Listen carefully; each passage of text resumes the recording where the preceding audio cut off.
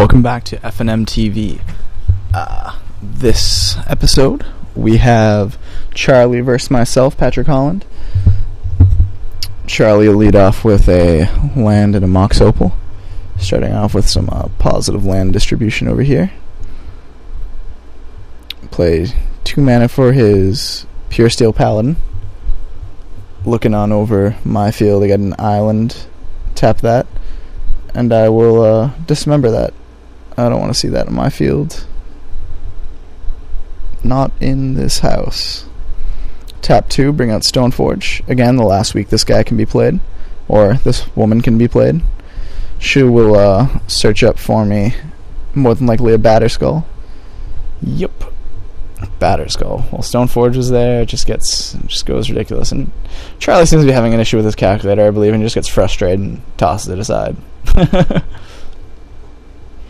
Add life, remove life. Yeah, whatever, it's done. We'll go back to the archaic way of using dice. To the times when we did not have iPhone applications to get all this done. So, man, looks to be littered with some land. Got a Colonnade, a Batterskull, looks to be a Jace. Also last week for that big guy. I'm sad to see Jace go. I'm sad. Stoneforge, not so much. Jace, yeah, I'm pretty sad about. So we had an Etched Champion on Charlie's board. I'll end up playing another Glacial Fortress. I'll preordain, keep my 2 mana open in case for mana leaks. Assuming I do have it. Someone ended up shaking the camera like a jerk. I'll draw into another Stoneforge Mystic. Sure, why not? Just gonna go check, see if the camera's okay after that shake. So there'll be a little bit of a delay here in the gameplay. You know, it's some very delicate equipment here. Got to make sure it works out well. So Charlie will start his turn, untap, play into the land. He'll have 4 land altogether. Waiting on 1 more artifact for 5.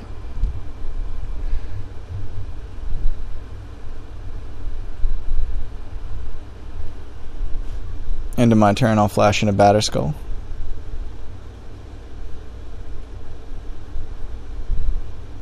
And I'll draw a 3rd Stoneforge Mystic. Oh dear. Well, I guess that means I'm hitting all my equipment.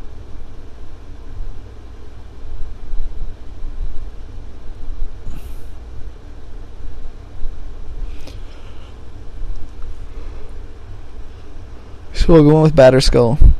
I'll eat a tap.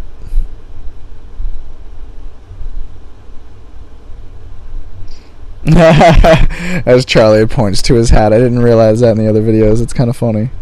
His hat is I'd tap that. If you guys didn't pay attention to that. Very good artwork on it also. I'll play a Jace and I'll bounce that while I can still afford to do so. Because once that guy, that Etched Champion, gets going, that protection's all kinds of ridiculous.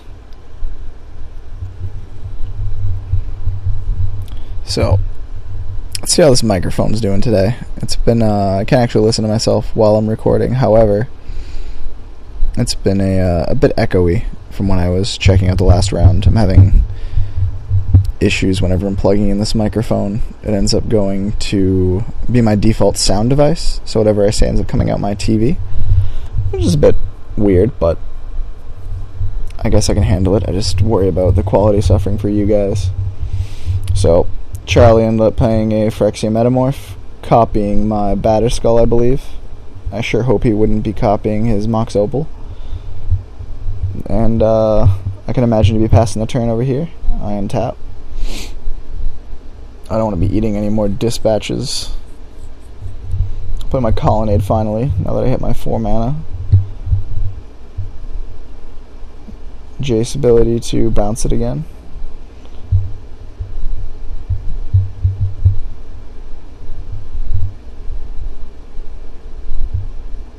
Pay 2, another Stoneforge. He has no counterspell, so I'm just going to go right in there. Nom nom nom nom. More equipment, please. Let's get that Batterskull online. Incapable. Might as well get a sort of Feast and Famine. Plus, it's always fun. Feast and Famine is one of my favorite swords out of the set. I'd say it's probably number 2 to Fire and Ice. But wasn't my favorite when I was running Blue-Black Control. Not to mention that came out at the same time Go for the Throat did, so that kind of pushed Black-Blue Control to the back burner and let Cawblade come in and take effect.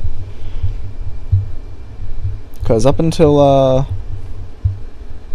Mirrodin Besieged, it was really all black-blue. It was blue-white originally, then went into black-blue through M11, and then went into Cawblade with Mirrodin Besieged. Scars of Mirrodin, kept around black-blue. And then within like the first month of New Phyrexia, at least I believe it's the first month, that ended up getting banned. Which is kind of interesting to see how dominant it's been in the format. And black-blue is pretty much along the same way, but there was a little bit of parity involving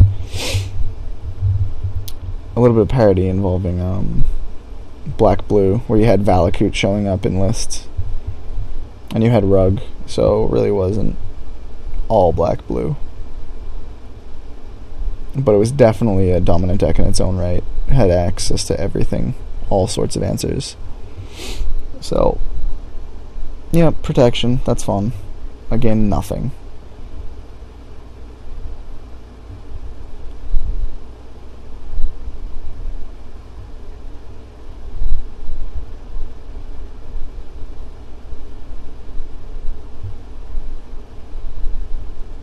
I believe someone's asking a question about something.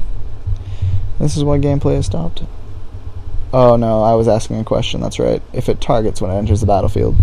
So no, I bring out the Phyrexia Metamorph and I copy the Etched Champion. But then as soon as I end up playing it, I realize that Phyrexia Metamorph also stays blue. So there's no way for me to actually block it. As you can see, my hand is tilted. I have another Stoneforge. Looks to be 2 land, I believe. I'm going to brainstorm, look for some answers.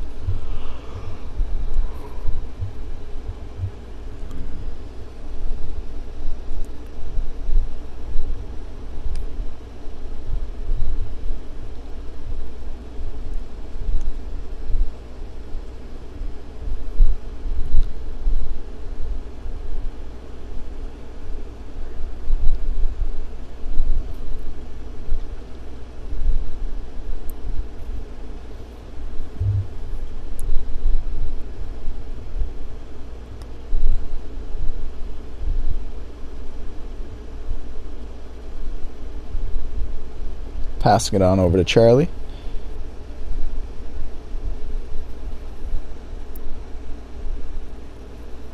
With Charlie's board, you get a Phyrexia Metamorph, copying a Batter Skull. We have an Etched Champion. And we have a Mox Opal and a Mortar Pod. Mortar Pod will come in to kill Jace immediately. Very, very strong play.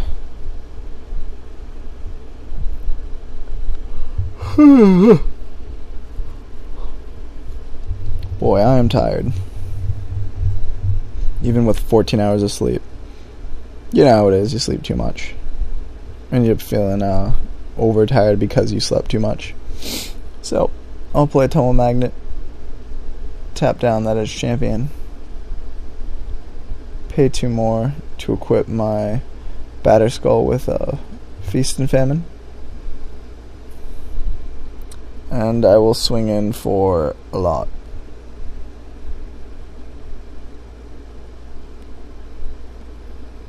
Will lead me to untap my lands. Charlie to discard.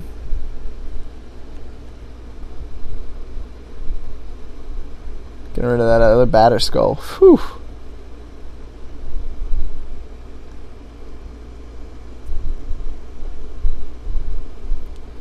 Play a Stoneforge. Shuffle up just to get rid of whatever cards I put on top of the Jace, so I can get to see new cards next turn, because I don't want to draw what I put back on.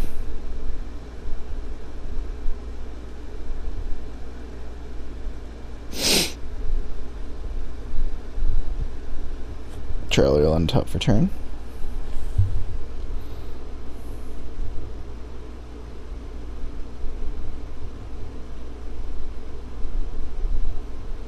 I wonder how Metalcraft will end up fitting in as a deck. It doesn't seem to be doing too much in the way outside of, like, I guess, Big Red Machine, where you need it for Galvanic Blast, as you saw in the last one. Here you have, obviously, Mox Opal, and you have Etch Champion. I'm going to play another Phyrexian Metamorph to copy it. Getting multiple Etch Champions on the board, never a bad thing. Unless you know you're eating a Day of Judgment next turn or some other board wiper. He'll pay 1 and lose 2 life to play a Volt Scourge.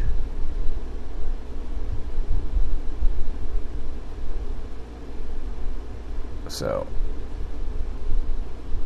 tap down the Volt Scourge, animate a Colonnade, and I'll swing in for game.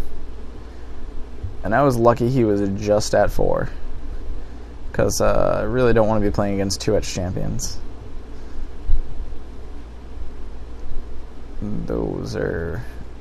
They're discouraging to my board state. But Charlie ends up going down 0-1 against me, Pat Holland. We'll continue on with the next one.